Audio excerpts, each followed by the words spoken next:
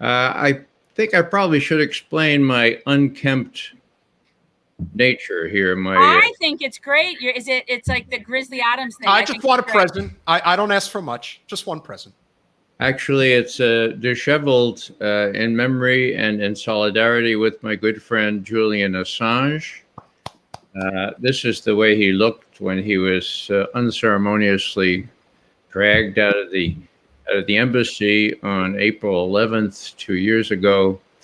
So this is 2 years worth, and I'm really, really hoping that I'll be able to shave it off soon, although things are not looking good for Julian. So with apologies, I can speak through my beard. No, we are big supporters of Julian Assange. We actually did a telethon in support of Julian Assange. I'm currently scrolling for everybody who hasn't done it yet. The Department of Justice comment line, we're scrolling it below. Please call them and tell them to drop the case against Julian Assange. Please, just do that. Anyway, sorry. No problem. I just had to explain that because I look a lot different. Well, otherwise. You look wiser. You look wiser.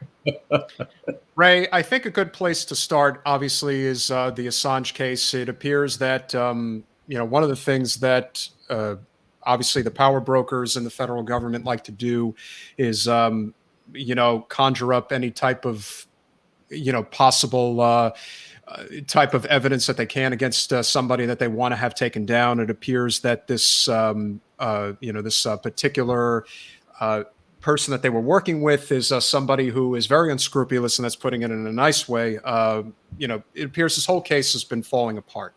Now, I'm curious if it's at all possible that maybe there could be a bright enough light shined on this case where they simply say, yeah, we've kind of lost the narrative. I think we're going to have to just we're either going to have to let Assange go. I think the most likely scenario is that they'll basically say, we're just going to have him go back to Australia and they'll deal with him there. And of course, that's most likely where he'll either be under house arrest or something simple. Or are they going to come up with some new tactic to try to keep him in just forever isolation, so to speak?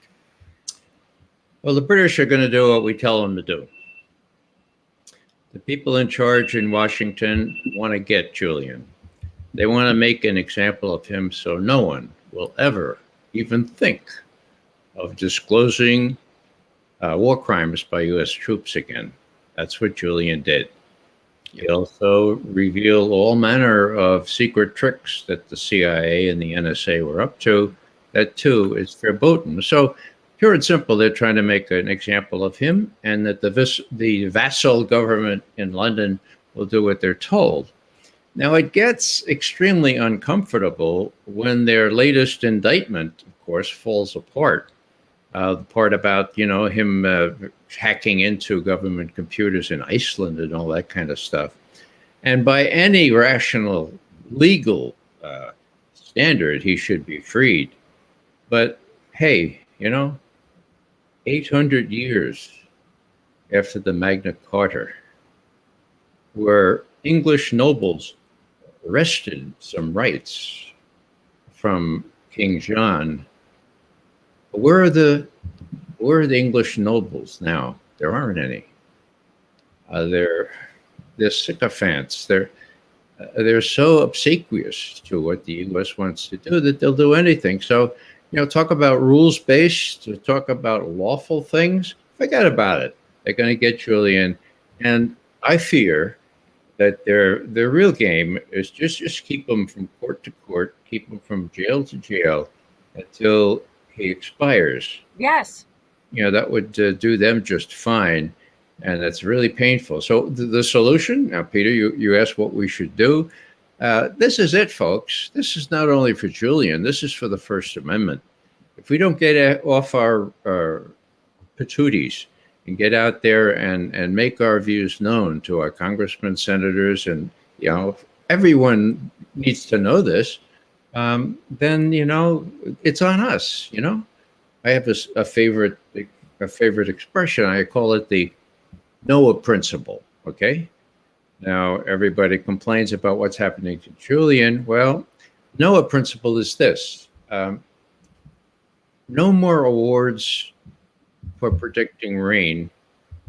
Awards only for building arcs. Okay?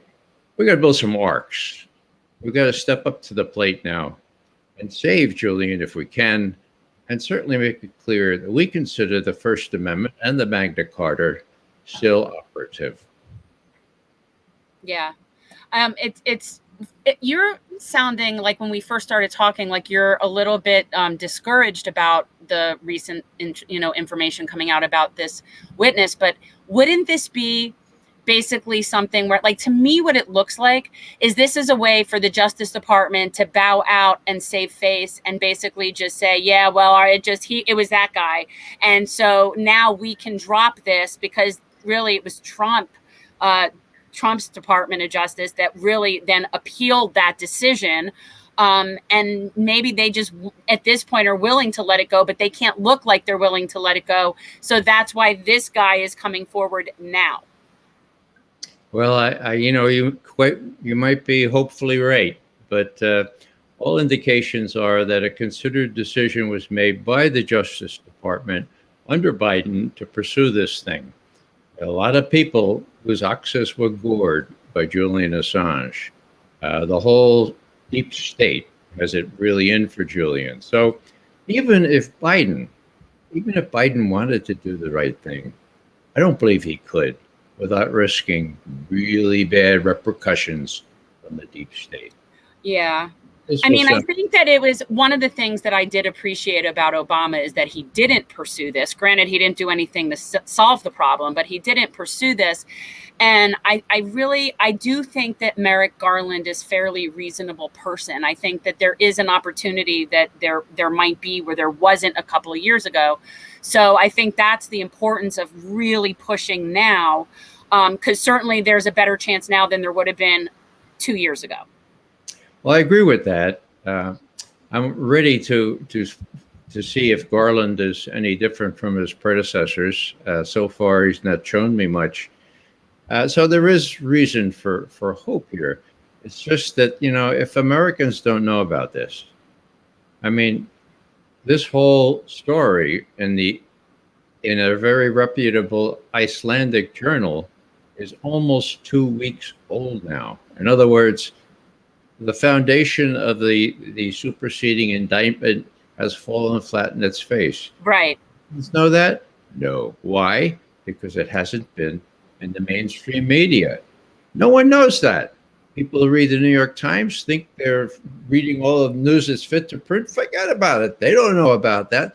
They don't know about a lot of things. And the ability of the press to suppress this kind of information, well, if I was, if I were a person likely to be depressed, I'd be very depressed at this.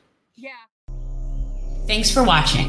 If you want to support our mission to transform politics into service, please like this video, subscribe, follow us on social media, and consider joining our Patreon, where you'll get early access to our interviews as well as other exclusive content. Links are in the description. Peace out.